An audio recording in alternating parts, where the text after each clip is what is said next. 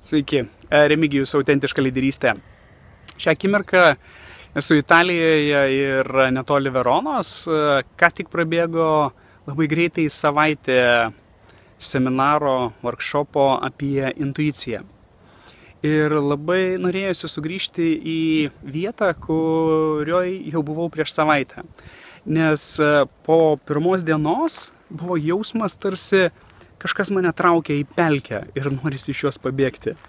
Taigi, pasitraukus iš mokymo erdvės ir atėjus čia už kelių kilometrų, tiesiog aptikau namą. Ir šitas namas yra aptvertas, senas, toksai su langinėm ir gal vaiduokliais tenais, ar kvapas turbūt viduje irgi nekoks gali būti.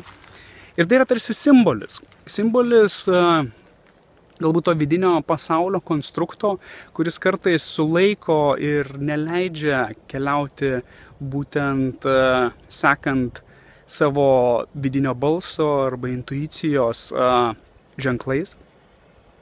Ir esminis klausimas yra, kokioje stadijoje šiuo metu yra gyvenimas. Ar tai yra surviving, tai yra išgyvenimo stadija, ar tai yra recovering, galbūt tai yra atsistatymo stadija, ar tai yra flourish, ar tai yra sužydėjimo stadija. Ir jeigu tai yra pirmosios daugiau dvi stadijos, ypač pirmoji, tai tikrai yra indikatorius, kad žmogus neklauso savo vidinės intuicijos. Ir kaip ją išgirsti, gali būti skirtingi būdai. Bet kiekvienas žmogus turėtų atrasti tai pats savo. Tai ir esminė idėja, kad gyvenimas tikrai nevyksta įsikibus tų senų mentalinių konstruktų. Štai čia. Gyvenimas vyksta štai ten. Tai yra kaimelė, kur yra grupė žmonių, draugų, kurie turi dabar nuostabią vakarienę ir ten taip norisi sugrįžti.